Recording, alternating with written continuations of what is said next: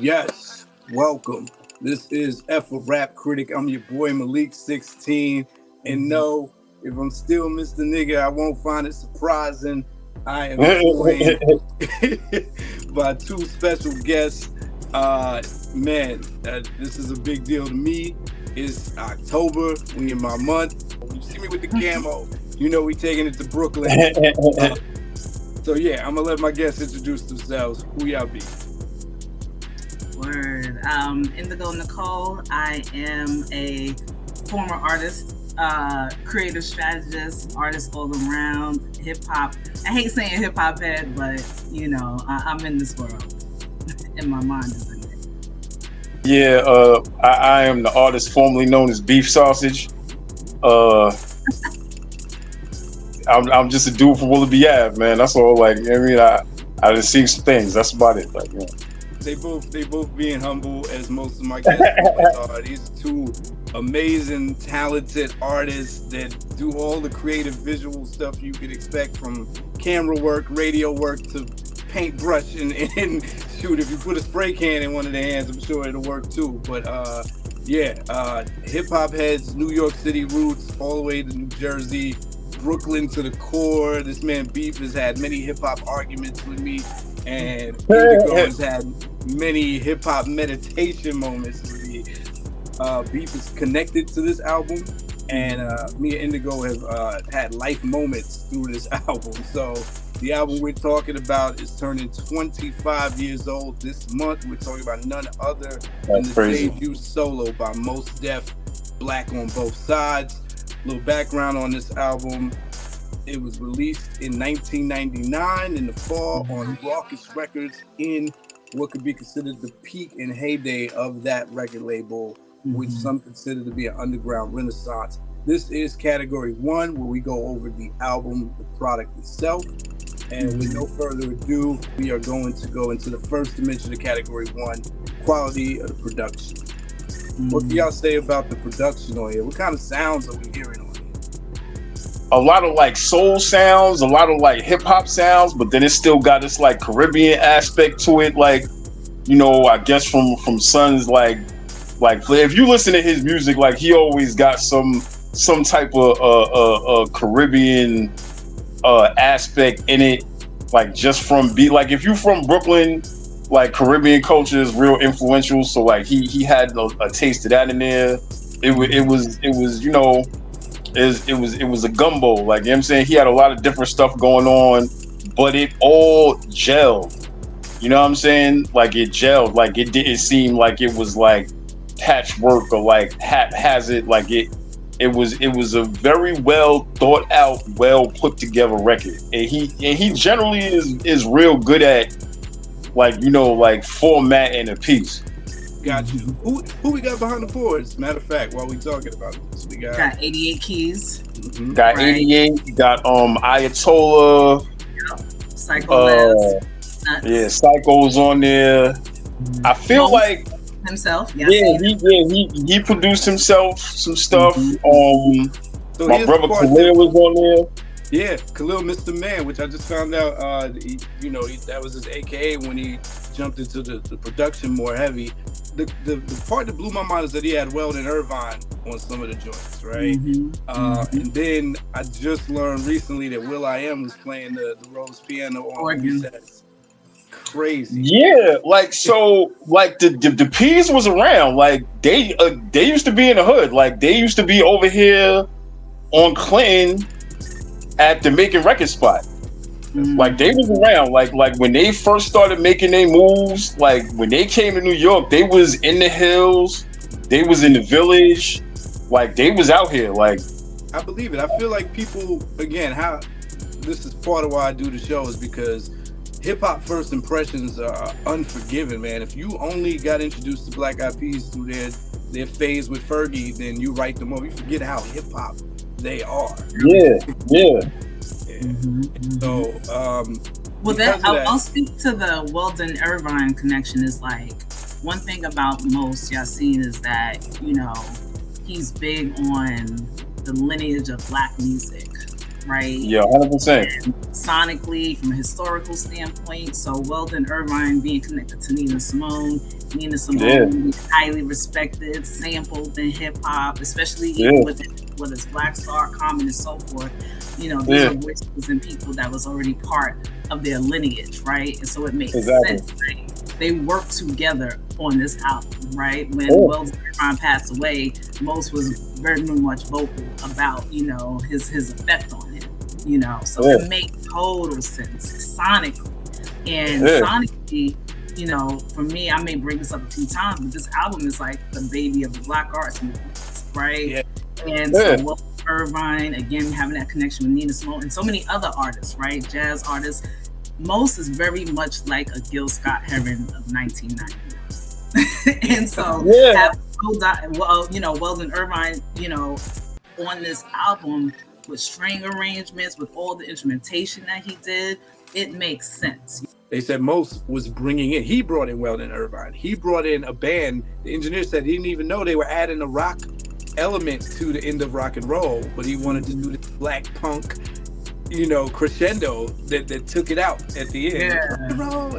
A punk decision too, because he name drops Fishbone and Bad Brains on there. He really wanted to educate. Yeah, and the kind of instruments, right? Because you think about what was being employed on those live instrument pieces. Like Umi said, you're hearing stuff that you're not hearing commonly, the xylophones and stuff. Even the outro makes remember, right? The arrangements on they're playing with sonics. But to your point about paying homage, there's another producer on there, Geology, right? And he actually had a fallout over the Brooklyn joint, because originally it was all over that first track where he samples Milt Jackson. Sunflower is the name of the sample. Yes. He said originally Most had three verses over that. Rawkus was going to package that. I guess that was going to be the street single.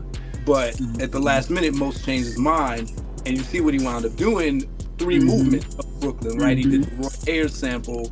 Yeah, but I'm glad he did that though, because he went crazy on the Roy Ayers, and then when he dropped to the Who Shot You, like that whole piece, like it had to be like that, like it needed to be like that, and it really, like, it reflects, it gives you like kind of more of a reflection of how Brooklyn is, particularly how Brooklyn is where we are, because like if you take a walk from his old hood downtown, like you gonna go through like different, like it's not like just one run of just the same thing. It's like coming from Roosevelt and then going through the hills in the fort and then getting downtown. Like that's almost how that song felt. Really in reverse though. Like it felt like coming from downtown walking to Roosevelt. Yeah, because it starts off kind of sunny, right? Think of the sample, Sunflower, and it ends with Who Shot You, them dark raw.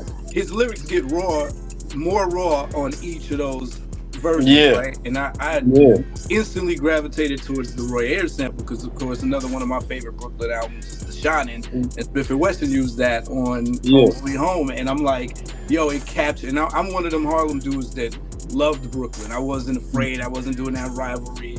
I don't think that developed till later, once I realized how wild and I don't think that really developed. Like, to me, I feel like Brooklyn and Harlem rock with each other. I feel like nobody messes with Queens. Queens is my favorite borough, but I feel you on that. It's like we have a friendly competition. Because my second home is Harlem, and like I always had a real strong affinity for Harlem cats, and they always had that for, like, when I was growing up, like we messed with a lot of Harlem heads. Like my whole crew used to be uptown on the west side in the 50s all the time. Like that, like we used to be, we was on Riverside all the time. Like, so like just that love, like, and even if you look at like the Hove and Dame shit, like there was always kind of that connection with Brooklyn and Harlem. Like I never really felt that as much with any other borough or any other place in the city.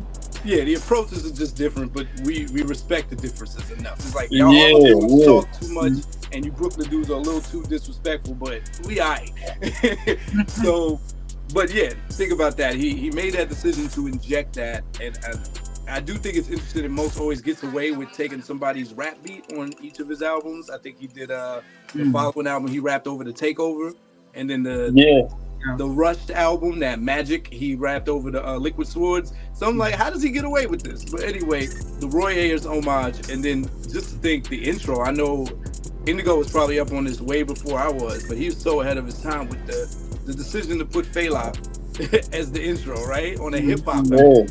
And I mean, he let that rock. It's just a Fela rip. They don't do much to that beat, just like they just play. Mr. Nigga, she mentioned Gil Scott Heron. They just ripped that. It's the intro. The song is called Legend in His Own Mind. They don't do anything to that beat on Mr. Nigga. Not even the I mean, sometimes that's the wave though, and that's why I get upset sometimes when people are so against using other people's music, and when that turns into such a thing, because like sometimes there's a piece that it's like, yo, you know, you just want to let that rock, and it's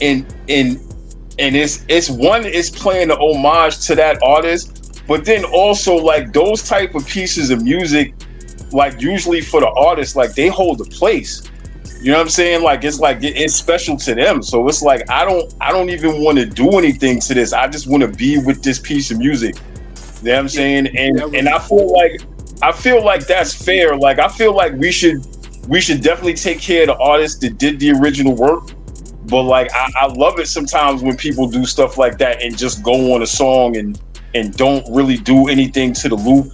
You know who really does that a lot is Doom. Does that a lot. Like he takes a lot of 4-8 bar loops and don't really do nothing to them. That goes to Indigo's point. I think it was all deliberate. Like he wanted to showcase Black music history from the continent all the way up to something more contemporary like Biggie. So that's, and if you see most, or y'all seen him in real life in concert, he'll have a band. Like if he has a band, he's gonna do the long version, the instrumentation of the track. You know what I'm saying? So it's like he takes his musicianship from the track to the stage, and because he's a real musician also, right? Like he honors the instruments. So I don't want to forget Ali Shaheed Muhammad produced. That's crazy because there's 2 tracks on here that sound like they would be Q-Tip production, Habitat and Got, but Ali Shaheed behind the boards on Got, and so I thought that was pretty interesting. DJ Etch a Sketch is the other person. So all that production goes in. I do want to just highlight 88 Keys, probably some of the best production of his career, what he did. Love and Speed Law. Yeah, so Love is probably my favorite song on that album. Like that song lives rent free in my mind forever. Like it's just always there. Like no matter what I do, like I will just be doing nothing and that song will be playing in my mind. And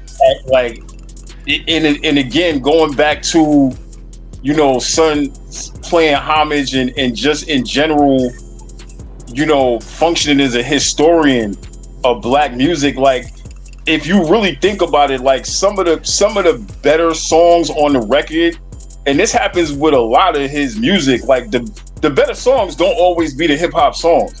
Like they be the songs that might be more R&B leaning or more soul leaning, you know, because he understands the lineage and the connection to everything. So like that song, like whenever I just have quiet time, that song is there.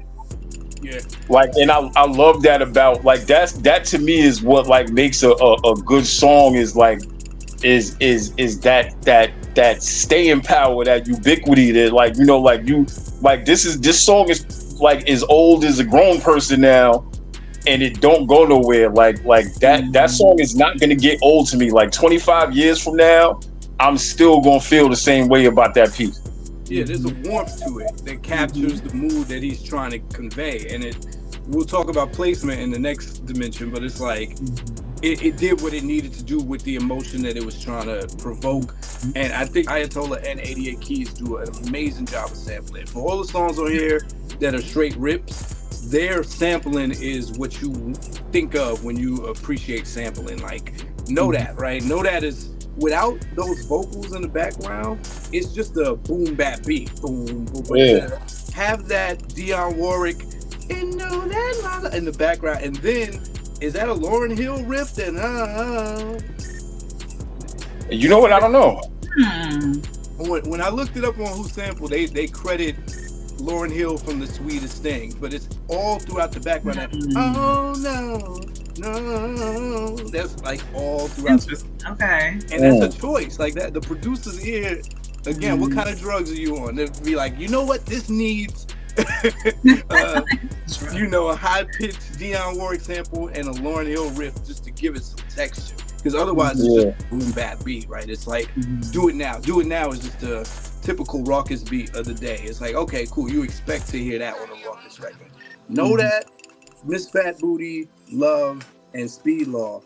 Where are you pulling these samples from?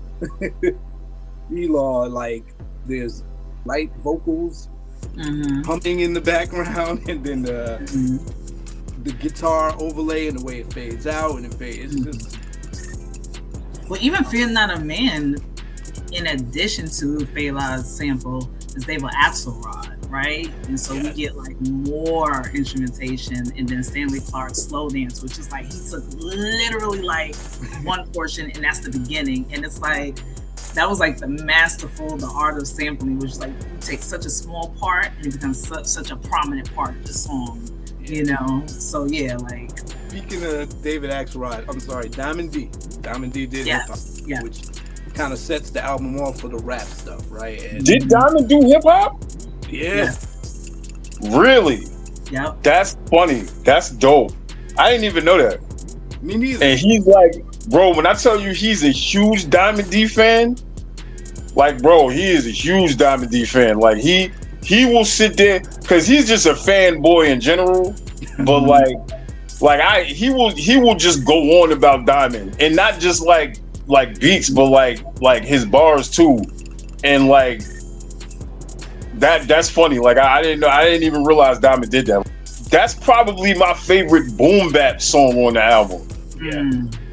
Because like that joint just goes like that, and again, staying power. Like when you can make a record, like I can put that record up against anything that's out right now, and it stands up.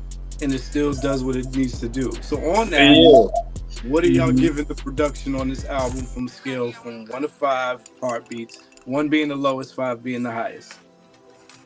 I'm biased, man. I can't even I'm gonna just say some goofy shit. Try to be as objective. I gotta give it at least I couldn't give it lower than a 4. There you go. I couldn't do that.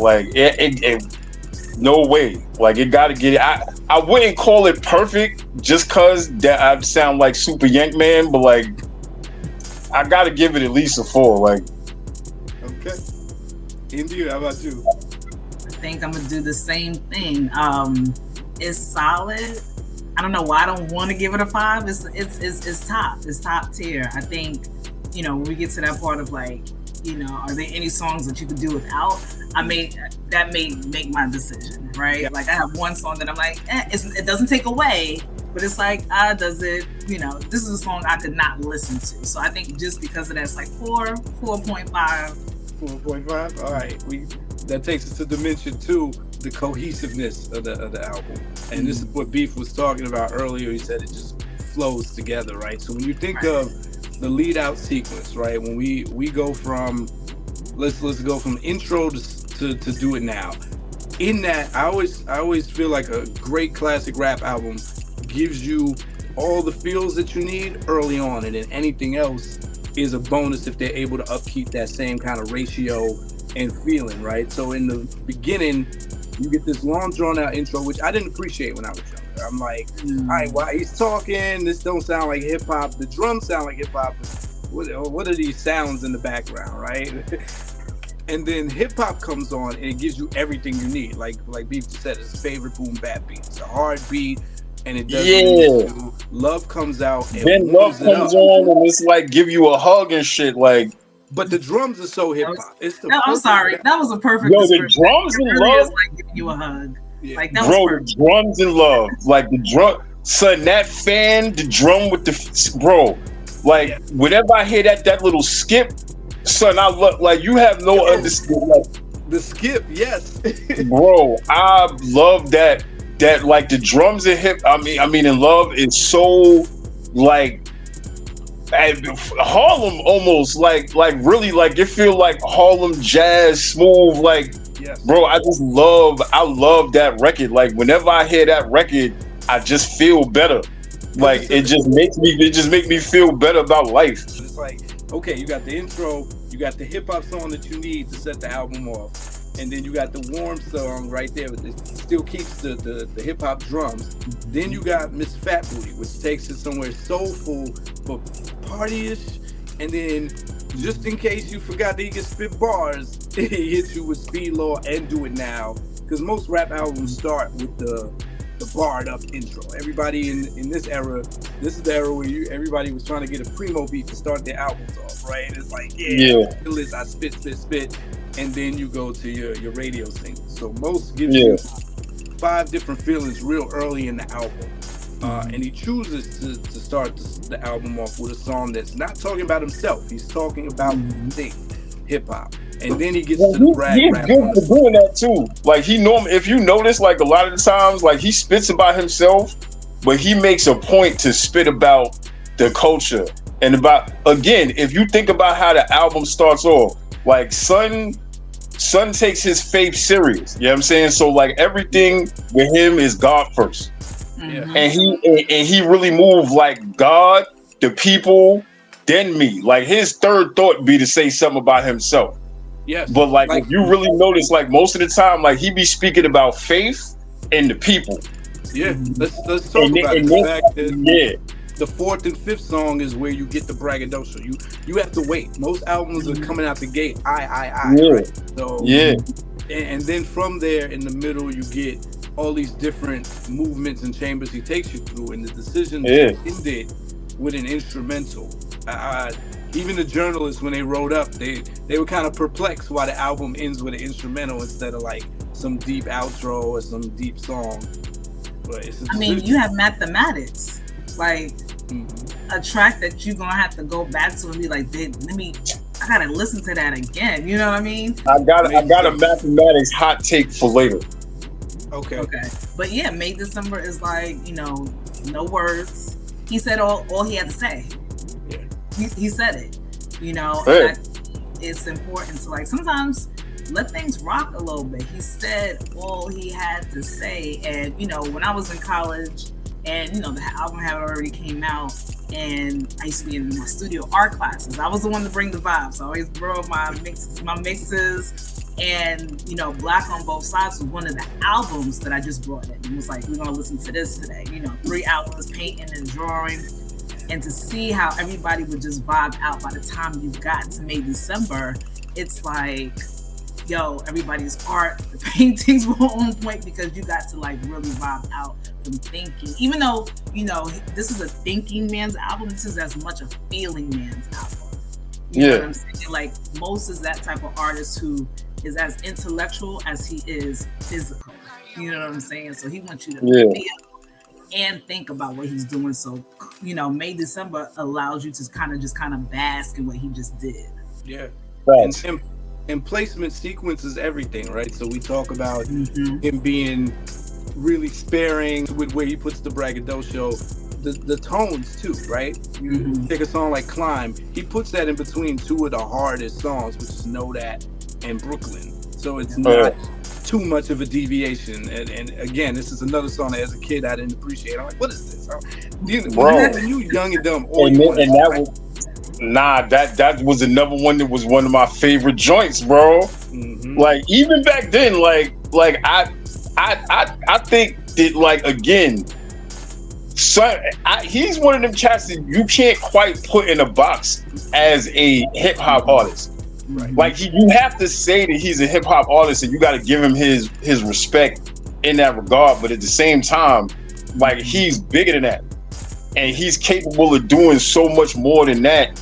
And he shows you every time. And again, I feel like just like Indigo was saying, like because of the fact that he is a child of the Black arts movement, and he lets that be very like well known, and he presents it in that way. Like that's the reason why it was probably so important for him to have, you know, Afro beats represented, to have jazz represented, to have rock and roll represented. Like it clearly was not like a rap album. You know what I'm saying? Like it's a rap album, but like he took it to another place and did it so good. Cause like Climb is just like on all of those songs on that album that are not necessarily rap records are so well thought out and just so good, bro. Like just for you to be, huh?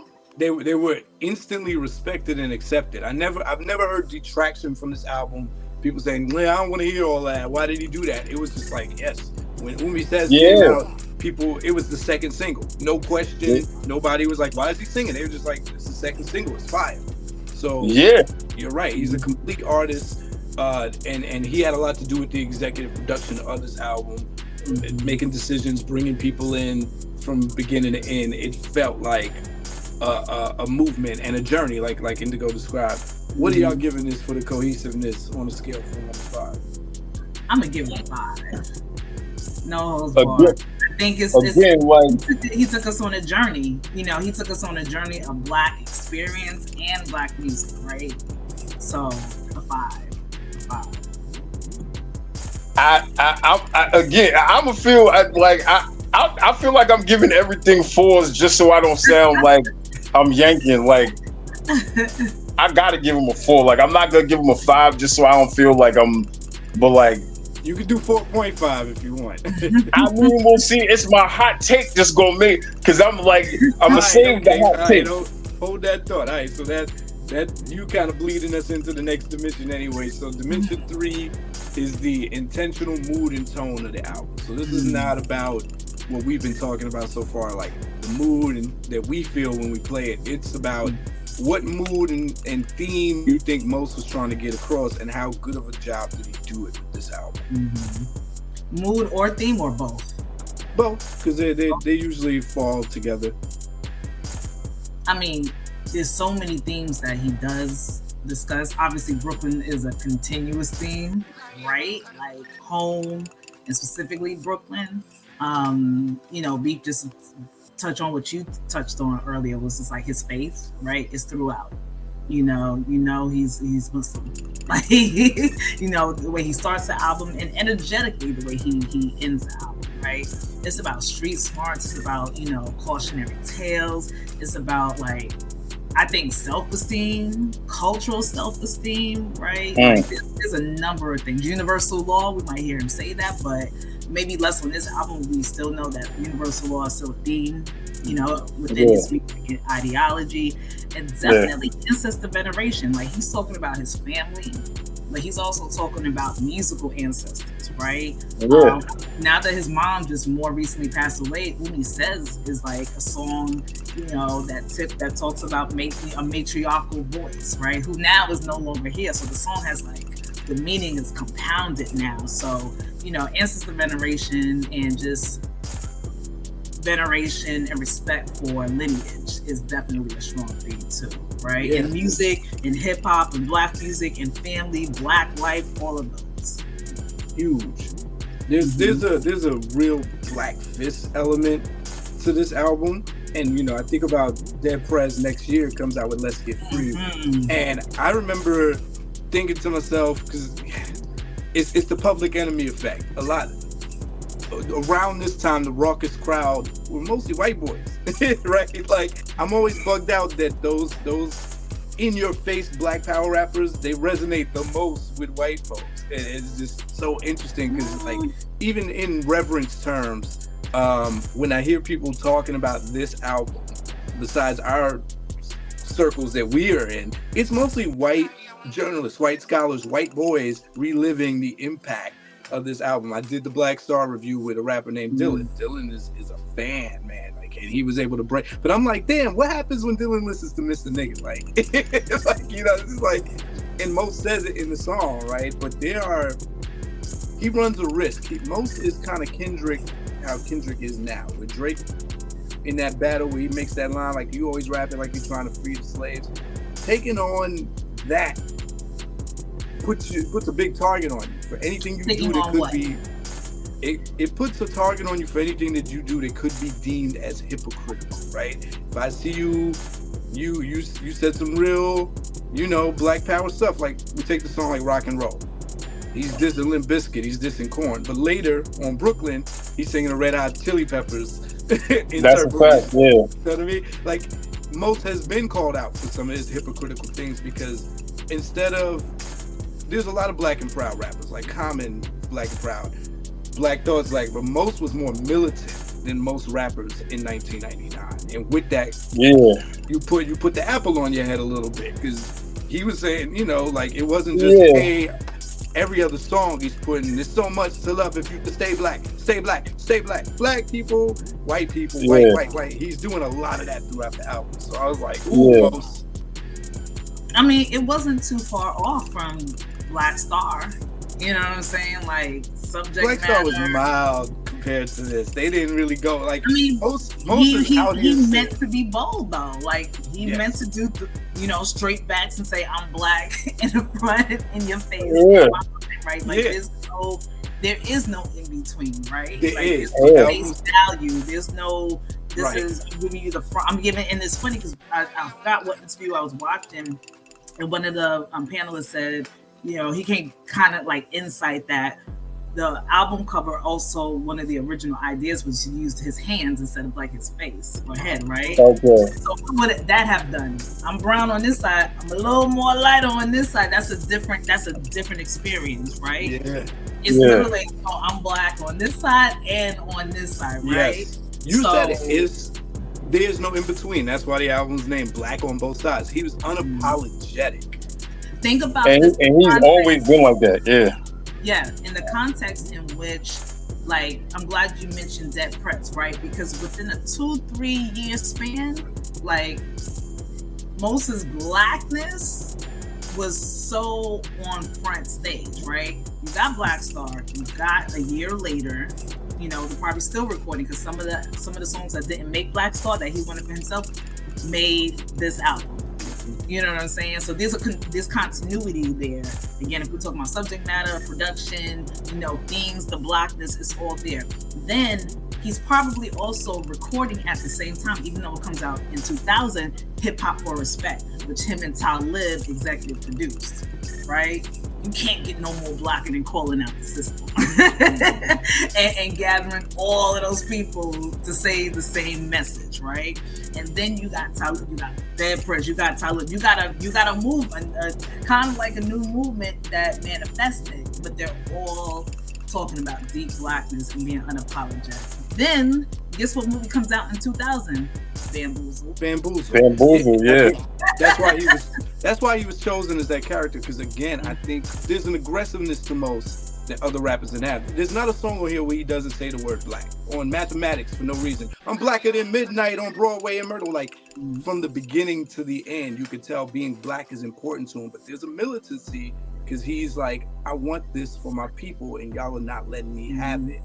I think it's a duality. I think there's a duality though. I think it's militant and it just is, right? Because I think one thing about Most is like, Beef, I love when you describe like the first few songs, right? He talks about, again, outlining like God, community, family, him, right? He starts off with those topics, right? And so I think Most really gets into his bag of like just blackness just being what it is and talking about it. Like, I wouldn't even call it militant. Like, it's like, it just, you know what it is? I would call it unapologetic, but it's like it's just being able to be yourself. Like as a people, like we have not always been allowed to be. You know what I'm saying? To like, and to be in a strong way and just be like, yo, like, look, this is who and what I am. And I feel like, that's just something that has always been really important to him, is like, you got to accept me for who I am. And not just you got to accept me for who I am, you have to accept my excellence. Like if you really listen to the album and you see what he lined up, it's like, yo, I'm great and my people are great. And this is like, But how could you not? How could you not recognize who and what we are? Right. You know what I'm saying? And it's like, you know, like I don't want to look at it, even though, like, you know, he has done a lot of stuff. Like did I mean, I guess you could call it militant, but it's like, you know, that was just the vibes at the time. Like it was pressure. Like, you know, the late 90s was pressure. You know what I'm saying? Like, you a black man, like in New York in the late 90s, it was pressure. Like, whether you was half famous or you had a little money or whatever, you know, and then, like, you know, when Amadou Diallo got killed, like that, like it was just always something. You know what I'm saying? And like that whole circle were the vanguard at that point. Like they were who we had to represent us and to say something, you know. And it was just it was necessary. Like we needed them to do that. Like we needed them to be there at that time doing that. Like that was important, you know. And it's like, I guess, you know what, I guess you could call it militant. Maybe it is militant, like if that's what you want to call it. But you know, like I have always respected him for being a man of principle and standing on his principle. Like he, you know, like he has not really reeled back on too much. And Right. even the stuff that people can kind of say that he was hypocritical on, like you were saying, like how he was, because it's funny, like yesterday I was listening to the record, and when I was listening to rock and roll, it's like, for me, knowing how he feels about white rock artists, like there's plenty of white rock and roll artists that he is extremely, that he respects and loves, but he still just wants people to understand, like, yo, what he said in the song, he was like, yo, you want to steal my clothes and say they're yours? Yeah. Like, bro, like this my jacket, like this me, this mine. Like you look cool in that and all, but like this my thing. And it's just, you know, people need to know that, and it's important that people need to know that. Like, you know what I'm saying? Like, and I'm glad that he was out there putting the foot forward and letting it be known, because not everybody knows. Like, and you can see like the way information is changing and being edited, and there's a lot of, like, you know, selective memory. And you know, 200 years in the future, if it's not people like him reminding people of the actual history, somebody might, you know, they not even might, like they're trying now to erase our history in general. So like, it's important for us to, like, you know, like plant a flag. Yeah, to see people, the mass of black people kind of write most off as a conscious rapper, while white people are showing up to shows, buying the ticket, resonating. And he really wanted this message to get to us more than anyone else. And it's just interesting, that generation that was out when it happens still tend to revere this album a lot. Newer white folks who discover it, because he was so, you know, aggressive about it, I have seen some comments that are like, oh, he's a reverse racist. I've definitely heard that from the newer white folks. Yeah, and then even I remember an article, man, when Pitbull was first coming out, and he was like, yo, I'm from Cuba, man, like, and I gotta come to America and see these assholes like Mos Def wearing Che Guevara t-shirts, who have no idea what it was like. They just are, you know, virtue signaling to an extent. And I was like, oh wow, there's a whole contingent of people that have interpreted this album as prideful and inspiring for them, and other people that are like, nah, this nigga's going too hard. So it's really a microcosm of the world, right? Somebody's gonna be like, oh, he doesn't know what happened to Cuba, but he leans toward Pan-Africanism, right? He's a global black person, right? Yeah. So I don't remember if he was in Black August, but he might have been. He probably was in Black. He was. August, or affiliated, right? Yeah. Nah, he was. I didn't know what was going on, right? Right. So yeah.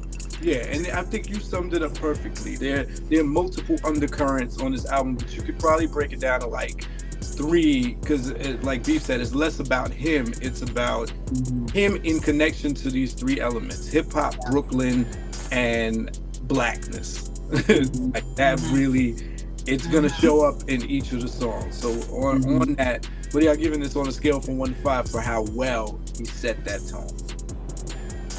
Go ahead, Beef.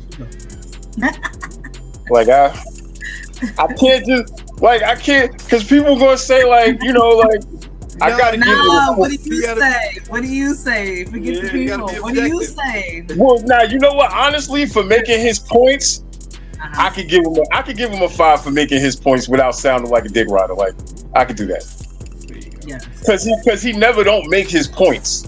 Right.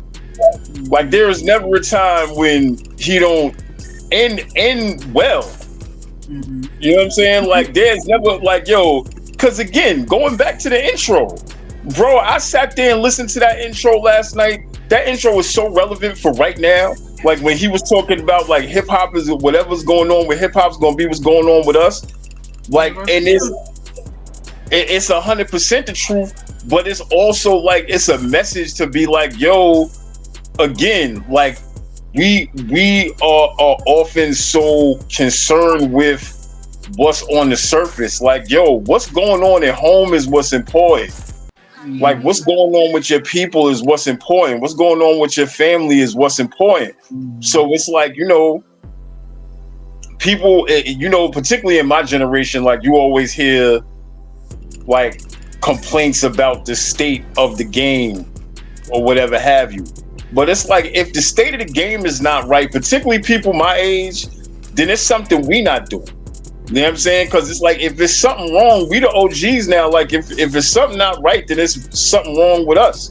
That means that we got work to do. And it's like you always have to be relevant to that. That like art and culture is a reflection of the people.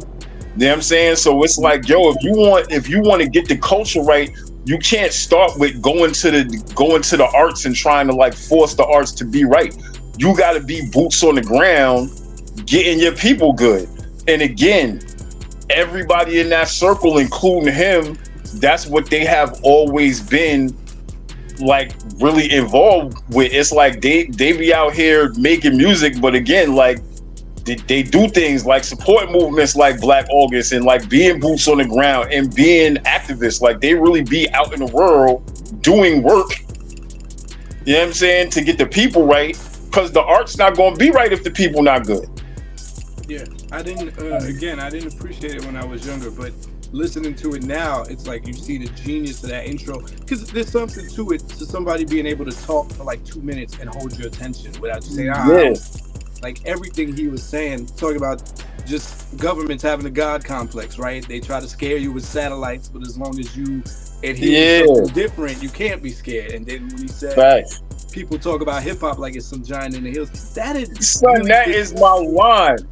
It was intangible to me, right? That line meant nothing to me because in 1999 there was so many people talking, I am hip hop, we live hip hop. It meant nothing. It was just a cliche line. But now, being on the planet for some years, you realize hip hop is us. If we are smoked out, then hip hop's gonna be smoked out. If we're wearing shiesty masks, then hip hop's gonna be about wearing shiesty masks. Exactly. I'm gonna jump to Dimension 4. Dimension 4 is the song distinction versus the repetition of words and sounds. So how redundant does it get on the production end? How redundant does it get lyrically? There's some rappers that they go into lazy writing territory and you start hearing them say the same thing. In some albums, the production gets that way. Like track 7 sounds like track 2 because like, what? Are we getting any of that on here? How good of a job do they do at keeping everything fresh? None of the production sounds the same. Like none of it. Each song stands on its own, right? Like sequencing stands out so much because of that. Right, like he got those hills and not valleys, but kind of like just the shifts and changes. He really takes us on a journey, on a ride, and it's really evident, in the subject matter, right? And even on that note, I feel like maybe Black Star might have did that more than Black on both sides in terms of repetition of like words or something. But again, that may just be me like knowing like their catalog and magnificent or certain words, but it doesn't show up like here. I think he's very intentional and precise with his words, right? I agree. I agree. Language, a lot of variation here, and because I think his concepts are all. he has so many different, even though he has those consistent themes, there's a lot of themes, but there's so much to talk about. There's no room to repeat. He's using words that you don't hear. You didn't hear in hip hop in 1999, like an apparition. You know what I mean? Yeah. Gabardine, like you're just not. His vocabulary's there. He's not running out of words. I didn't hear too many things repeated. Like certain things gonna pop up, but like for the most part, in general he's not a very repetitive MC. Like sonically or with his bars, like he's gonna switch it up. Yeah, as much as he says the word black, it's intentional, right? That's the difference. We know rappers repeat themselves if they're intentionally branding and repping something. He's gonna say Brooklyn, he's gonna say black, because those are the themes throughout the album. So what are y'all giving this on a scale from 1 to 5 for song distinction, repetition? 1 is low, 5 is the highest. For that, I could give him a 5. Okay. Like the production and the variation of flows and ways he hit, like there are no two songs on this record that sound alike. You know, he gives you a different slant on all the verses. Like he did extremely well with that. All right, Angie? 5. I think a lot of artists could take note. Absolutely. Yeah. That takes us to Dimension 5. The amount of content versus the amount of songs. How many tracks on this album, Indigo? 17. It's a good 90s album. Long. So this is a ratio question, because we know most classics for rap live within the range of 10 to 14. When you go beyond that, you run the risk of something being skippable because you're just giving too much. Here, out of 17 songs, the question is, how much is most talking about different topics? And this is one of those rare classic albums where damn near 89% of the album is about something different. When we did the College Dropout review, that was one of those albums that had a lot of songs, but every song was about something different. Kanye's got his school song, his I Don't Want to Work a 9 to 5 song, his Jesus song. This is similar. We talked about it in the beginning. The first song is about the institution of hip hop.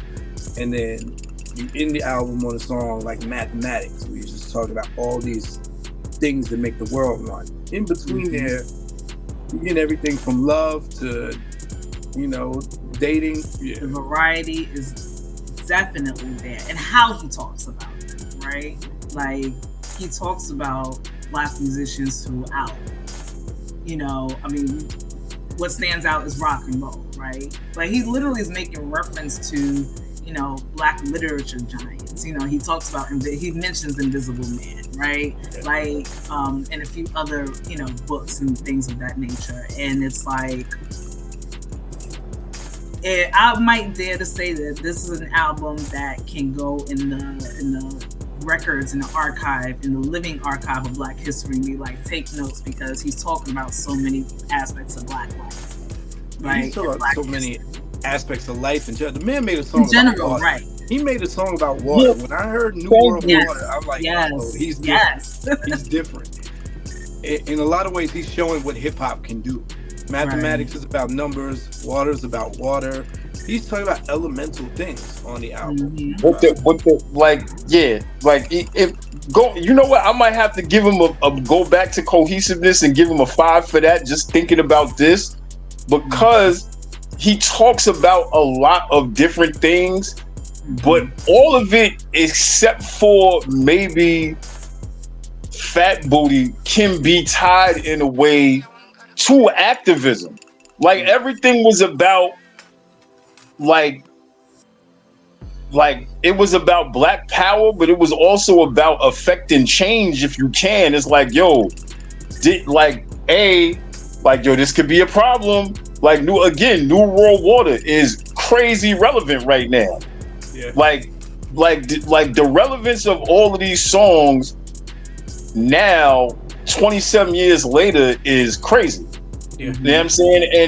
And just the need for like action. Like, it was like a lot of his activist type, like, it's a call to action. Like, what can we do? Like, we have to do something. He is another person, and again, that whole circle like they not really about lip service. Like they really about doing things. Like, all right, we gonna recognize this issue, but then it's like, what are we gonna do about it? And the fact that he could like, you know, paint this picture, but then kind of cohesively like draw a line towards like, yo, like we need to make moves. Like moves need to be made. But you know what I mean?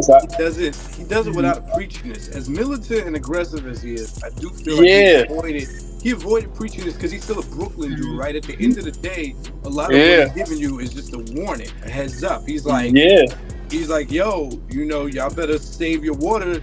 What he say? He said, I ain't trying to be Big Hank Bank. I need a 20-year water tank. Because while this is what's happening. Or even this new math is whipping ass. You want to learn how to rhyme, you better learn how to add. It's mathematics. Here's what's happening. Here's what's about to happen. Mm-hmm. I'm trying to do my small part. I'm just a man, you know. But here's what we can do if we all do our part. Instead of, you know, Chuck D with we urge the merge. We get, you know. Yeah. And that's why it's relevant that he starts off with his spirituality and talks about how he sees himself, like how he is in the world and his family. Let's take the song about water. It wasn't even a new issue, right? Industrialization. This country has already existed for at least 100 years by the time that song was about. He takes topics, ideas, things that are happening in real life, and that's why the album feels classic, because he's talking about things that exist no matter what the times are. Right? Exactly. He's been dealing with water issues, right? You know, and so now we had Standing Rock, right? We got Flint, we got Newark, right? Issues with water. Exactly. Issues, right? Now they're more prominent because of, you know, the way we talk globally and collectively about these issues, water and environmentalism, right? And so, exactly. Like, you know, sometimes I'm hesitant to say people are ahead of the times, because I genuinely think people are of the times. It's a matter of whether the collective is using the same voice, the same vocabulary, and seeing the same point. And that's the whole thing, is using your voice, because it's not even so much that he was ahead of the times. He was just like, yo, well, if nobody else is gonna say something, like, you know what I'm saying? It's like he was like, yo, I gotta say something. Like, yo, y'all see this over here? Yeah, right. Like, It's just that simple. He's always been that like simple. When I think about his subsequent albums, again, because he's prone to say something that's controversial, like, you know, the Woody Allen line on here, right? He wanted you to hear that. He molested and married his stepdaughter, right? He did that. Yeah. On the next album, where he called out Leah Cohen, he's like, some tall Israeli is running this rap. And then Dollar Day, after the Katrina thing, right? Like you said, it's very much that if y'all not gonna say nothing, I'm gonna say it. I'm gonna say something. Like, somebody gotta say something. You know what I mean? And it's like, I always appreciated that he always used his platform to take chances for us. Yeah. You know what I'm saying? Like, he swing his bat for us. Like, it's like, he didn't like, yo, when he did Dollar Day, that was a perfect example. Like, he didn't have to pull up to the front of the awards with a 16-wheeler in protest, really. Like, he didn't have to do that. You know what I'm saying? Like, he's like, yo, like, it's people dying. Like, it's people like people are dying right now. It's people without clean drinking water, don't have nowhere to sleep. Like, Katrina was crazy. Like, when that whole thing went down, like, watching that from the outside, I cannot even imagine, like, what that would have turned me into if I would have been down there. Like, I'd have turned into a savage, bro. Like, who said something? Like, Kanye said something, he said something. Yeah. Like, we had a bunch of black millionaires. Oprah definitely was worth $1 billion at the time. Like, who said something? You know what I mean? And it's like, yo, just the fact that he took them chances and was willing to take it on the chin if he had to say something for us. Like, he wasn't doing that for him. You know what I mean? Like, he was doing that for his people. And that's just like a type of, like, you know, just cultural, artistic, not even cultural, just human integrity that everybody don't have. You know what I mean? And it's like, you got to appreciate that. That's a great point. And so most albums you have to count these songs where they are talking about something. Like, oh, there's 4 songs. He talked about his mom. He talked about the streets. Here's the opposite. You can count the songs that are repeated content, because it's like 4 braggadocio songs and 2 songs strictly about Brooklyn. That's it. Everything else is about something different. On a scale from 1 to 5, what are y'all giving this for the amount of content versus the amount of songs? Nah, I'm giving it a 5. I'm giving it a 5. Okay. That takes us to Dementia 6, the features. The features. Now, features could hurt an album or they can help an album. It sounds like all the features here were deliberately chosen as well. I thought about, I didn't appreciate Do It Now when I was younger, because like I said, it sounded like a typical Raucous beat. It's a rap song. But the pairing of Busta and Most, that contrast of their styles, I'm like, oh, they actually wound up working well. The only thing I'll say is that Busta's the quality of his verses deteriorated with each. Like he saved his bars for the first verse, and after that he started doing that typical Busta thing where he'll say anything. That's for me. Again, it's not a bad song, but it's the weakest link. It's like this is the first time we're talking about that song out of all the songs. Gotcha. We've talked about all the other songs. You know what I mean? Like it's not forgettable, but again, it doesn't stand as strong as the other songs. You know, it's like song. They say, oh, because I'm black. They mention black. You know, they talk about blackness, but it's like I forgot about it. I can forget about it, right? And it's a different energy. I feel like that's the song that might be the most of its time. Again, because of Busta's flow, right? It is a quintessential 90s Busta. We've seen his evolution. Big Busta in 1999 versus 2006 when he came out with Big Bang. That's 2 different styles. Yeah, I even think about the fact that on the hook, Busta says "woo-ha." You would never hear Busta say "woo-ha" now. Yeah. But they missed. And I feel like they missed a real chance to, because I thought about this. I think about this often and laugh to myself. Like, I feel like we always knew that Busta's Jamaican throughout the 90s, but he never tapped into it throughout the entire 90s. You didn't hear him rapping patois or anything until the 2000s. And so when Mo starts going into his Trini thing, where he's like, watch out! Instead of Busta coming, that would have been a great opportunity for him to come and freak a little patois and end it like that, when they bounced that Jamaican Trini thing, but he just did his regular, yo, let's come on a scene. And it's like, there was a little, and I can't think of what he said or the sound. He kind of did it a little bit. I'm trying to think who else was, because the only features on the record is who was Bus, Talib, Vinia. Who else? I mean, if you gonna count Vinny, Tip. Yeah, Tip on this nigga. You gotta count him because he's on the hook. He's on the hook. I can't think who else. That's it. Yeah, he did good. Like, the production is different. It's like he had to do a song with Talib. Like, that just makes sense. Like, you know, him and Vinia on some vocalist shit is just hot. Like, again, that's just one of my all-time joints.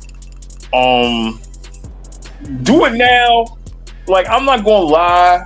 Like, it's a lyric. I call them songs like lyrics to go songs, where it's just like we just rapping. And it was fun. Like, it's a fun song. Like, I get it's not a super substantial song, but I enjoyed it. I appreciated Do It Now when the album first came out. Like, I definitely rocked with that song. It was definitely fun to see him, you know, rap with Most. Whenever Most goes bar for bar with dudes, it's always like fun, because he's a rapper. Like, he definitely, like, when he gets to be in that mode, like, you know, he definitely kills shit. I don't think like there would, because he didn't have a lot of features, and I don't feel like the features were unnecessary, and I don't feel like they were forced. Yeah, like the Busta thing happened because that's just fam. Because like Most always kind of, even though he not officially native tongues, Most kind of native tongue. I need to give Vinia Mojica on the show, because I would love to hear what the conversation was to get that song together. Because that song is abstract. The lyrics are poetic. It's not clear what it's about because it's like this layered song about people finding themselves or being lost to the night. But the fact that they had to sit down and plan that we're gonna harmonize this, we're gonna do this, really interesting arrangement. But it's something like Beef said. You loved it right away, Beef. You probably more mature when this album dropped out too. I was still. Son, I'm old. I'm also. Well, we were different because I loved it. I appreciated it. I was like, it was energetically because I was all over the place with Black music and music in general. So his whole album hit me. I was just like,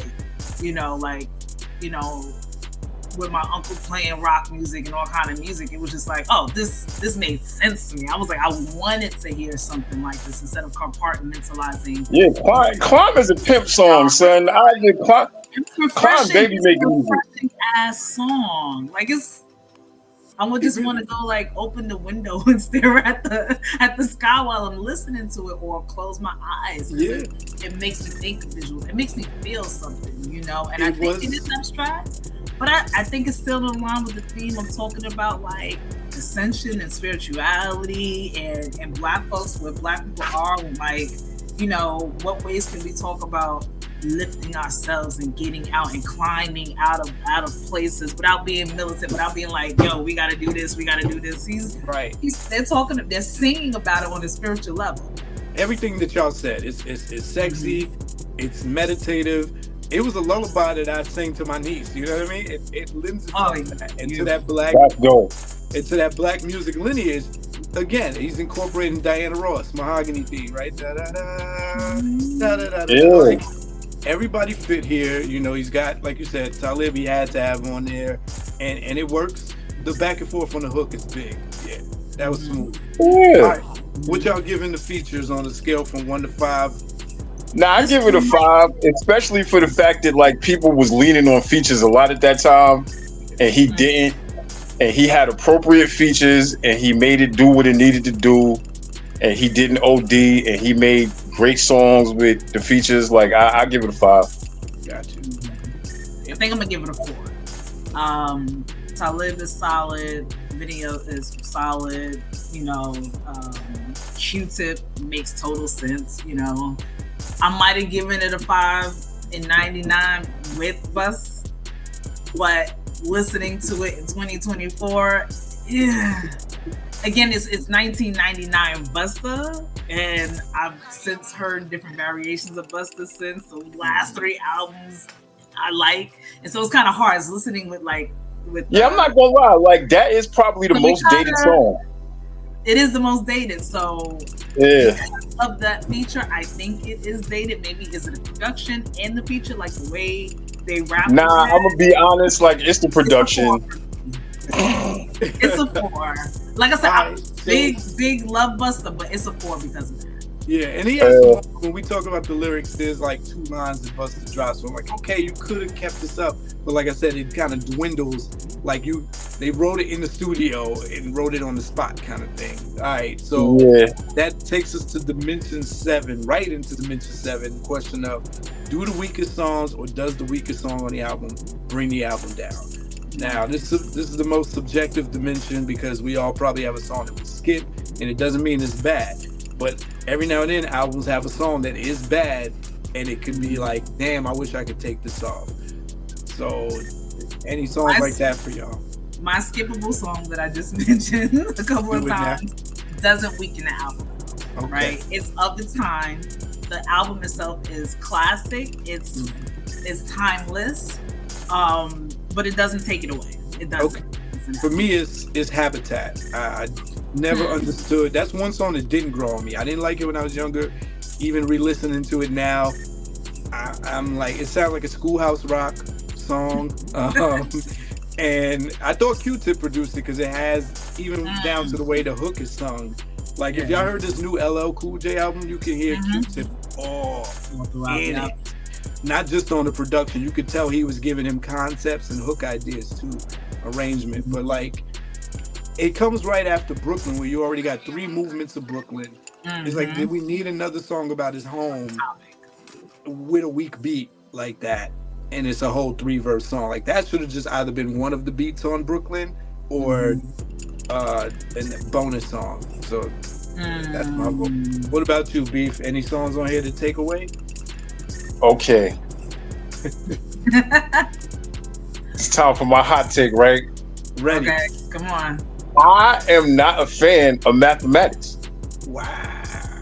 Now hear me out. That verse got Rhyme of the Month in the Source, right? And we had heard that verse before because he used to do that a cappella at like the bookstore, and like that was a joint that he had in his pocket that he would rock. And we all knew that verse was fire and was waiting to hear it on the beat. And then when the song was recorded, I'm not gonna lie, like I'm not a fan of that track. And not only am I not a fan of that track, that track for me is the beginning of the fall off for me of Primo. Like that was the beginning of the plinky plunk. Like it was a point where his chops stopped being, I don't know, is like he had a thing that was so good, and I feel like he tried to like create a formula with it. And like after mathematics, to me, on a certain level, like all Primo beats started to sound the same and not in a good way. Like he would do that plinky plunk, the plunk, and I hate it. I'm not gonna lie, I hate it. Like, and I love those bars. Like those verses are fire. But I cannot. Every time I hear that beat, like I get so tight. It's like air up tempos. Like I don't know why, but air up tempos make me real upset. Like when I see people wearing air up tempos, I want to like. I don't know what's wrong. Like it's something about that shoe. Like it's the same thing with them beat. Like Primo beats after mathematics. Above the Clouds was the last. That album in general. That album is an opus. Like that album is fire. That was like the last era of the Primo beats that I really love. Like, and mathematics was the beginning of him like kind of doing this formulaic thing and like really short chops. And like I don't know, like it's just something about it. The sound just don't do it for me. And I felt like that those verses to me deserved like a better beat. And I never forgave Primo for that. And I love Primo. It's like and like whenever I hear that song, I'm just like, nah, just like no, I can't do it. Like I've tried. Like it's just I just can't do it. That's crazy. I respect it and can see what you're talking about, because there's a time where I felt like that with Primo, but I think it was in the context of how music was shifting, and I can see what you're saying about the formulaic like approach. I never heard it like you before, you know, like in the bookstore and everything. So like I feel like that was a song that, like, especially all the dudes, anybody who's really like into lyrics, like that was the song. That was a go-to song. Like, oh, he did his thing. Yeah, right? For most of us, from a lyrical standpoint, top tier. You know, it is one of those songs like, oh shit, let me go back. Like, what did he say? How many numbers and statistics and, you know, public policies he talking about? Yeah, like production standpoint, I think it worked because it was still 1999. Right. 1999 Primo versus 2006 Primo, right? That he, you know, where is he in his evolution at that time? And you're kind of speaking to what your perspective is on that. So I definitely can respect that. Totally. That's wild, because if you hear Primo describe making that beat, he thinks it's one of his favorites. He said he was in his bag with the scratches, with the machine sounds in the background, and for a lot of us, especially, you got to think that young boy mentality that I had to grow out of. Like when you're in those ages, those teen ages of hip hop, where hip hop is life for you, you don't want to hear anything that doesn't sound like whatever the stereotypical sound of hip hop is at the time. So that was quintessential a marriage that you needed. It was lyrics plus a Primo beat that sounded boom bap. Oh man! So I had the whole opposite experience with that song than you did. So. But yeah, that's cool that we all had 3 different takeaways. The question is, do either of these songs kind of ruin the album experience for you? Does it chip away a little at its status? I know Indigo, you said it has no effect, so that sounds like a 5 for you. Beef, does it take it down for you to like a 3? The only reason why it doesn't is because the bars is so good and the rest of the record is so good. It's like, because I can't front, like, as much as I really don't like that song, like, I will still listen to that whole song just to hear them verses. Gotcha. But like, I had just got, particularly coming from behind that Moment of Truth album, like, I had, to me in general, is an artist, like, I feel like you shouldn't go backwards. Like, anything you do should be at the bar you just set. So you can't make Above the Clouds and then make that song and be all right with it. Like, yeah, nah. Fun fact, yeah, Scarface was supposed to have that beat first, but most called dibs on it and Oh my God. Yeah. That's interesting.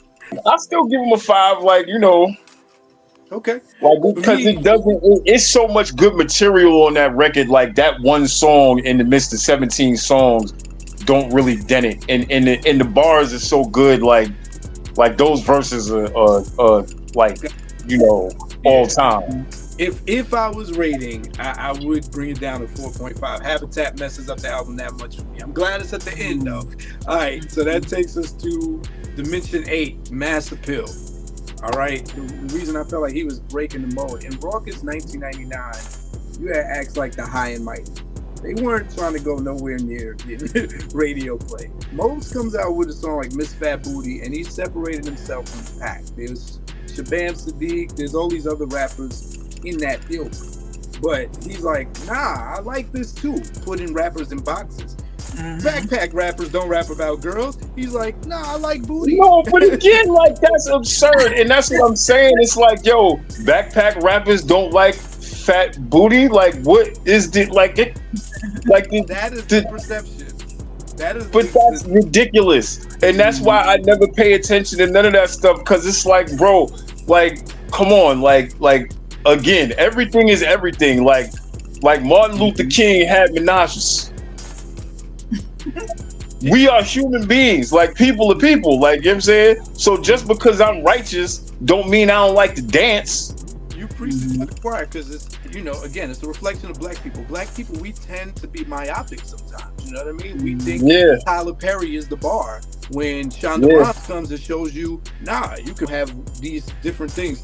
So your first impression, you got to kind of come out with everything at once, or you are that one thing. And so because people perceive Black Star Raucous Records one way, him doing Miss Fat Booty is a choice. And back then, 1999, mind-blowing, because it's like he broke a fourth wall. It's like, oh, you could do a club, and it's a song that got played in the clubs, it got played in the parties. It transcended what the raucous or what the pro-black fist, how do you make an Umi Says and make a Miss Fat Booty? You can do that. I also think Mose is, again, going back to the early part of our conversation, like, Mose is a well-rounded artist. He was never going to be boxed in. Like, he was going to sing. Like, he's going to sing. Point blank period. You're going to get a song out of him, right? Miseducation came out in 98, a year before. Lauren rapped and sung. If you're a well-rounded artist, Queen Latifah, we talked about her. She's singing and rapping. It's like DMX did Stop Being Greedy, Get At Me Dog, and How's It Going Down. And so, and that's what Beef was saying. Like, it's idealistically, it'd be nice to not be so addicted to categorization, but that's human nature. They say our minds have to be able to categorize and compartmentalize things in order to process them. And in marketing, it's unavoidable. And we see, and that's why I said you got to show all your works early or you will get trapped. Like, everybody you described did that. It's a choice. He makes Miss Fat Booty. That is able to bleed all the lines. He follows it. Says, like we've been saying this whole time, none of us really question. I never heard anybody say, what is this? Why is this so weird? It was infectious. Nobody could deny Umi Says when it came out, regardless of what type of song it was too good. Like, it was entirely too good of a song for you to frown at it. Like, you couldn't look at it and be like, oh, nah. There was no way to do that. Impossible. Like, and then when it got picked up for the Jordan campaign, it was clipped. It was like, there's no way for you to look at this as being anything other than quality. And it was always like that. We But speeding. at the same time, there's parts of the music community, whether it was like what you want to call it, backpack or not, it's like, even though that's still a phrase that I try not to use because that's a whole other conversation. But when that came out, and I remember I think the song was used in a car commercial too. There was a little uproar about that. It was like, oh, Moses going commercial, right? Yeah, like, I remember hearing that, and I can't remember what brand it was, but it was a car commercial too. Because I remember being like, oh, it's in a car now? Like, we doing car brands now? Yeah, so much so I don't remember a third single officially for this album. Do you remember third? Oh, I think that was it. It's and it's a testament that the fact that like I don't even think about the album in terms of singles. Yeah. Like until we researched and we're talking about it, I was like, oh yeah, there was the video. Those were the 2 videos. Yeah, I remember being in high school. I was doing poetry and rap, and I caught the attention of the company that made that video, and they were trying to make a video for me to do my spoken word. I was hyped because that video was groundbreaking for its time. It had the scribble graphics, the way that the sepia tone, like it was visually eye-catching for that era too. So I mean, they said he had a nice recording budget. Maybe the budget ran out by the time it was time to release a third single, but there was effort put into things. Right. I mean, even Umi says like the video. I think I saw you saw clips of the video, then the whole video, and it was just like, oh. And it was as groundbreaking as the other one, as Miss Fat Booty, and like, seeing him play the instruments, it was like, wait a minute, of course we were reading the liner notes and all of that stuff in the cover, but to see it was really dope, And let's not forget, Mos knows how to make hooks. If he's going to do anything else, he's doing hooks, even on the joints that's supposed to be the lyrical miracle song. Like, know that is just him and Talib, but they got to bounce to that hook where they're going for the fathers to the north, and then at the end deciding to chant my people. And that's part of his, I want to say, genius. That's in his repertoire. Part of his genius is like, I think it comes naturally. He sounds good. He does. It sounds good. As much as we've talked about mathematics and Do It Now sounding like being of the era, they were necessary on the album to keep a certain level of up-tempo energy, right? And if you imagine it, even on a label like Ruckus, there is some pressure to try to have joints. Maybe those were also considered the attempts at having joints. Like this Do It Now, Busta Rhymes was doing Mountain Dew commercials back then. Maybe this could have been in a Mountain Dew commercial. Do It Now, right? They're very similar in that way. Yeah, the simplicity of a hook like Love, right? He's just repeating the word, but he's repeating it in like 4 different tones, right? And making it catchy. Love, love, love, love. Right. But yeah, Mass Appeal. I don't know how much this album goes to sell, but he did the job that he was. Shy as of right now was like 100. It's something shy of platinum now, like 100,000. It went gold within 4 months. It was like a slow burn. I remember it going gold, which for Ruckus, again, 1999, gold was still a huge deal. Again, in retrospect to like, in relation to Ruckus, right? And where the industry was. Like, was Ruckus predicted to go platinum? No. Like artists, like, albums on that label, right? And so I remember in the stores and, XXL, Ruckus would put out an ad saying the gold album, like it was that successful that they had to take out the ad to post how successful it was. And because he was expected to be the poster boy for Ruckus, he succeeded in doing it. And he planted a flag and proved, did this come out right before Foul? I think they came out within a week from each other, right? Or a month? Yeah, it was real close. It was really close. Yeah, it was really close. Exactly, but it was close. And so both of them landed in this territory of like, oh, we're transcending what you can expect from this label. We can rock with the big boys. We're up there with Loud. We're right next to Loud Records. Right. That's a great label to kind of parallel compare. Yeah, I mean, so it does that. It succeeds. I do think this is an album that I hear a lot of women keep this album alive, surprisingly. A lot of conscious women, a lot of college-age women of the time. He was Kendrick of the time. The same crowd that gravitates towards Kendrick gravitated towards most in 99. But that the white element, the white contingent of fans they really helped bolster this album, because I do feel like rap was so split back then that it was an underground crowd mostly. And now, you know, throughout time, it's revered the way like Midnight Marauders is. But interesting perspective. Okay.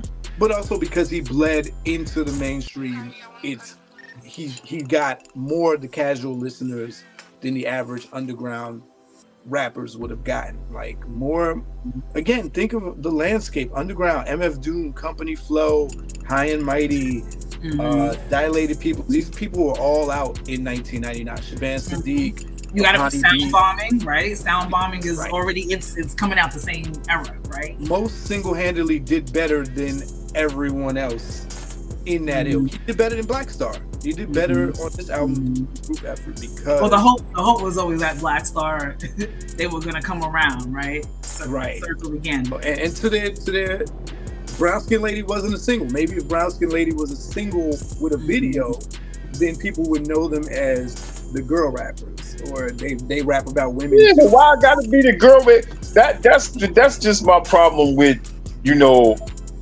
industrialized art in general, is the fact that it's so important to be put into a box to be marketed. Like I have been fighting against that my whole life. Like I don't accept that. Like I will never accept that. And we'll talk about this in the next dimension. So let's jump to that. So what you're giving this on a scale from 1 to 5 for mass appeal? I'm giving it a 4. I think since the time that it was released, you know, that it has some songs outside of the singles have showed up in different spaces, and so people are familiar with it as a result of like whether it's, you know, background in a movie or some of the event and a DJ is playing the song, so it's permeating, right, the atmosphere. It's critically acclaimed. It always was. I think it's a 3. A 3 for mass appeal? It's a 3. It's a 3. Now, talking about like how the artist permeates culture, like their music for sure, but how they permeate culture can also be the introduction to people to their music. So we know Moses is an actor. So for those of us who knew he was like in the Cosby Mysteries, and he was in that show with Nell Cart, like there were shows, there was like little pockets, like, oh, that's that guy, you know. He was in a group before that with his siblings. Exactly. So again, those of us who knew, like, you know, Crosstown Beef, still one of my favorite songs. You know, it's like if you're a fan, if you're already into the music, you already knew about it, right? There's phantom familiarity that happens when you've seen a person in media a bunch of different times. You just, you know, even if you can't recall it, like he was popping up in '96. He was on the Bush Baby, so it's like, I've heard of this guy. I've seen him somewhere, right? Right, and that's how I feel about him in terms of pop culture, right? Right. Now, he said, you know, his statements about Drake a few months ago, right? A whole younger people who didn't know who he was. Right. Right. But now the perception is different. That's what I mean. We get the new takes on most or Yasin now because some things have been pulled up as hypocritical, his personal life choices and stuff.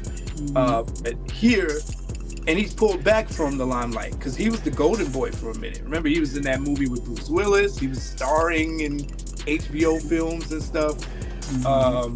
It's interesting to see how Mos is perceived by people who don't know, who weren't here for this moment in time. Which takes us to the next dimension. Dimension 9, the 3 I's: impact, innovation, influence. I think he's had such a profound cultural impact. He's still called upon today. You know, that album set the tone, right?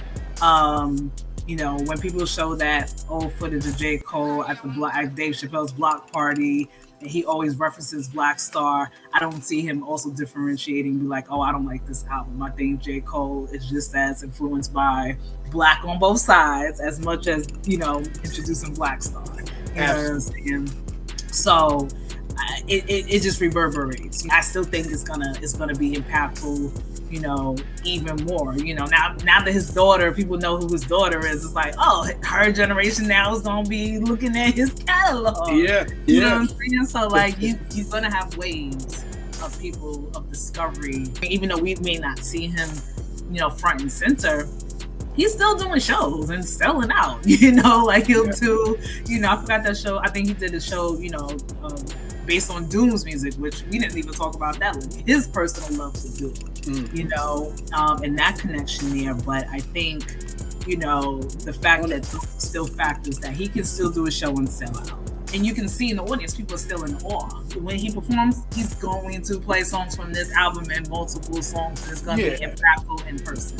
There's a mystique because he's pulled back so much. It took so much just to get that third album out of him that he just released it because he was beefing with the label. It took so long for the New Danger to come out, right? And then when you got to the Ecstatic, that was the closest we get to the Black on Both Sides iteration the most. And so he's made himself a sought after rapper for people who are seeking to reminisce on this feeling. He's more of a nostalgia artist now because he doesn't release every year or every 2 years or even 5 years at this point. He's got 4 albums that we know of. Yeah. But on the innovation standpoint, I do think while he didn't create the wheel or reinvent the wheel, he's a part of everything that we've been talking about, this idea of breaking down the wall slowly on freeness.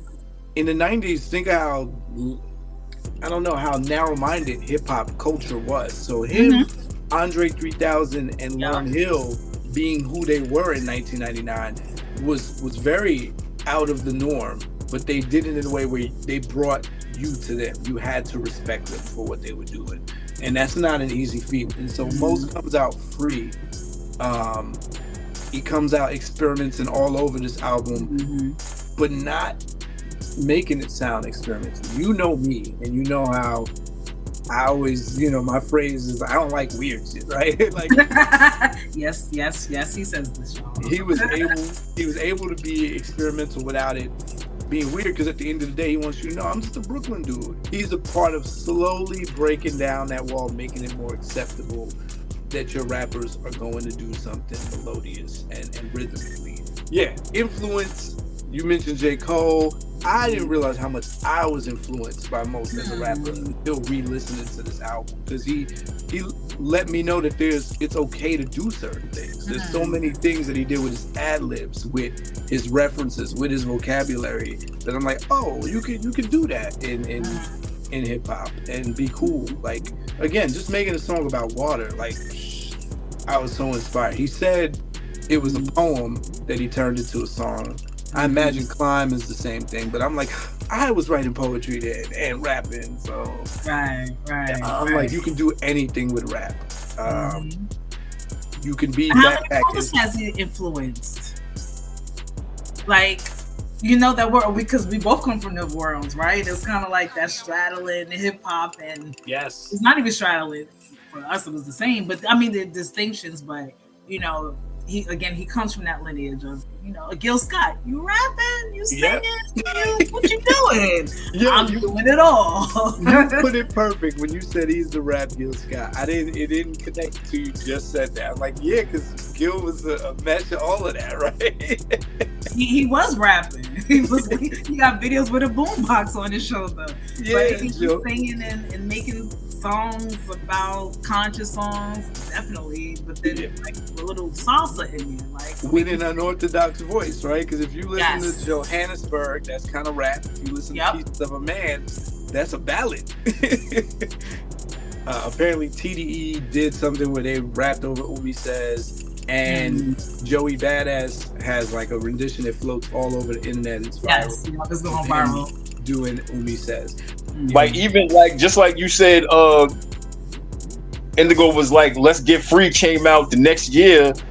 But in the Umi Says video, like he's writing little tags on paper. And like, I think towards the end of the video, he put up a tag, you know, Let's Get Free. Like, I'm giving it a 5. Okay, what are you giving the 3 eyes? I don't think we got your rating for that. Oh, 5. 5. 5. All right.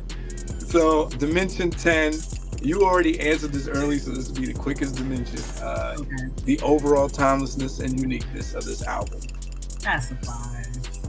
I mean, it is timeless. I'm gonna be listening to that for the rest of my life. Like, I don't think I've shown my goddaughters this album yet, but that's one of the albums that's like, oh, that's guaranteed. Talking about opening up with, talking about the state of hip hop. What was it then? We said nothing's changed. That's a big deal. Yeah. Him making a song about that in 1999 means that it was as relevant then as it was today, right? Yeah. We can use that as a marker to talk about what was it like 20 years before, right? What was the right? So it's a capsule where you can tell the story of what happened before and after. Like Beef was saying all throughout the episode, a lot of this is relevant now. He's not saying too many things that sound dated. I think the closest he gets on "Got," he says, is 1990 now, and there's certain individuals. That's the only time he name drops the year, and he's not talking about. Well, he said PlayStation or mathematics.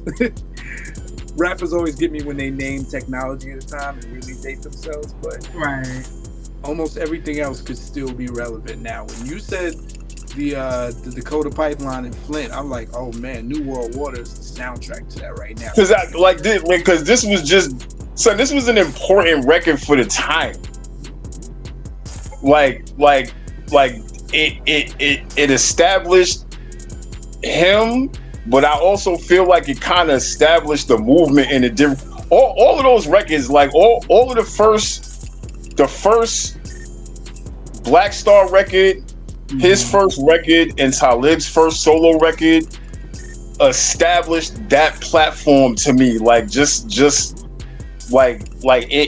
gave me and the guys I was around like a foundation for what we, for the way we were thinking about, because that's how we were looking at everything. Like we were looking at everything at that point as holistic. Everything is one of my favorite sayings, because like everything is literally everything. You know what I'm saying? Like everything is really connected, and like when you see how those records really show the connection of all of the art form, all of the musical art forms that Black people have created in this country, it was just they're just very, very important records. 5. All of that music he talked about is also classic. Yeah. Has long shelf life. He's in that same vein, and he's referencing them at the same time in that album. Wow, that's a mic drop right there for sure. And with that concludes the Category 1 breakdown and review of Black on Both Sides by Mos Def, which is now 25 years old. Shout out to Beef. He had to jump out for a minute. Shout out to Kaj. I'll hear that name in a minute. Yeah, that's our common denominator. We all know Kaj. Shout out to Boston. And my special guest, one of my favorite guests, she'll be back. We're going to do Category 2, where we break down the rap performance on this album. Build in, y'all know what it is. F a rap critic. They talk about it while I live it. Word to the man. Word. I always mess it up. All right. Okay. Like Yasin is from the style, but he spent a lot of time. Like he lived in the style. He lived in Flatbush too. Yeah. Okay. Nah, that's me. I told you I'm on Myrtle Ave. Like I'm on Myrtle Ave.